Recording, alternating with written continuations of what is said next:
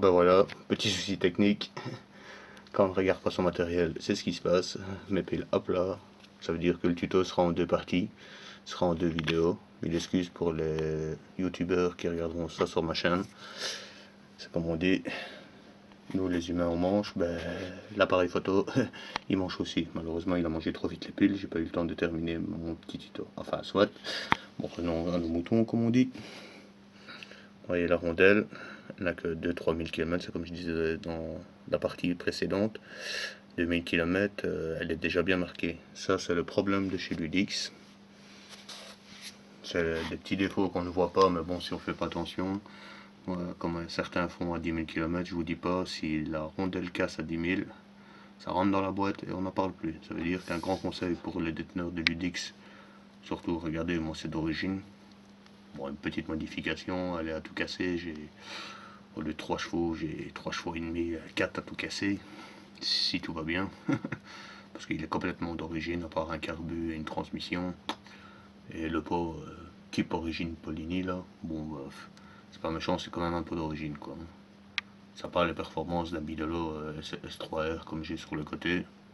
Ça n'a à voir. Mais enfin, soit, ce qu'il faut faire très attention, c'est que il y a beaucoup d'usure sur certaines petites pièces. Surtout, c'est des pièces qu'on sait remplacer facilement, qui coûtent vraiment pas cher.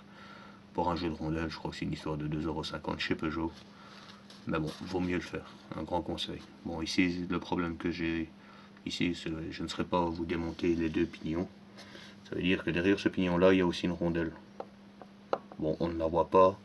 Celle-là, le suisse un peu moins. On dirait que les pignons bougent comme ça, en roulant, comme ça, en latéral. Et ça, c'est ce qui fait le truc. Par contre, ce que je comprends pas, c'est que sur le petit pignon là, ils mettent une rondelle. Et par contre, sur le gros pignon, regardez, il n'y a aucune rondelle. Mais on voit bien qu'il n'y a pas de jeu. Pourquoi?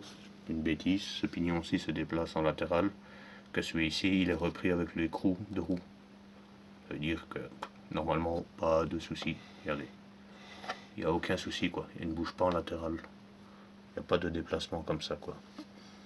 Ben voilà. Ici, bon, ben, je vais nettoyer tout.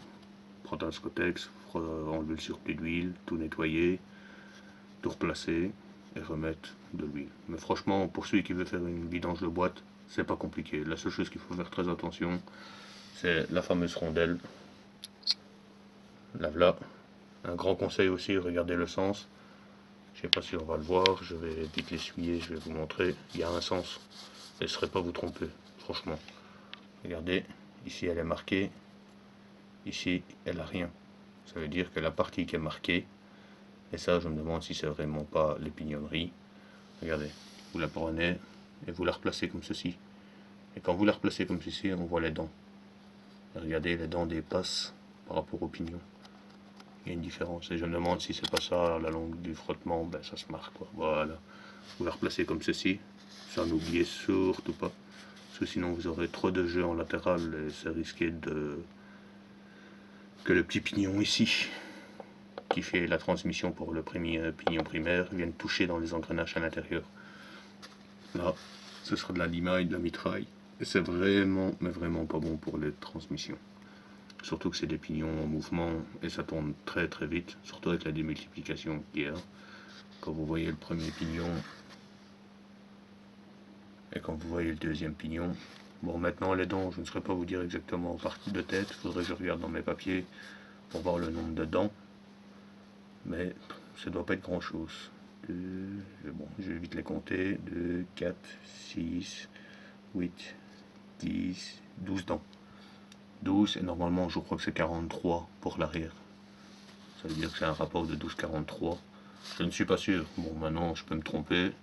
Et ça aussi, ça dépend certains Ludix. Ici c'est un Trent, c'est 12-43. Maintenant, si vous avez des blasters et tout ça en version liquide, je sais bien que la transmission n'est pas la même. Surtout aussi les jantes.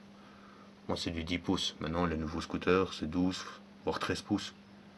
Parce que maintenant, comme on dit, ils utilisent le même moteur pour beaucoup de modèles de chez Peugeot. Il y a le Speedfight, Speedfight 3, Speedfight 4, Vivacity, une deuxième génération, que je ne dis pas de bêtises, le Blaster.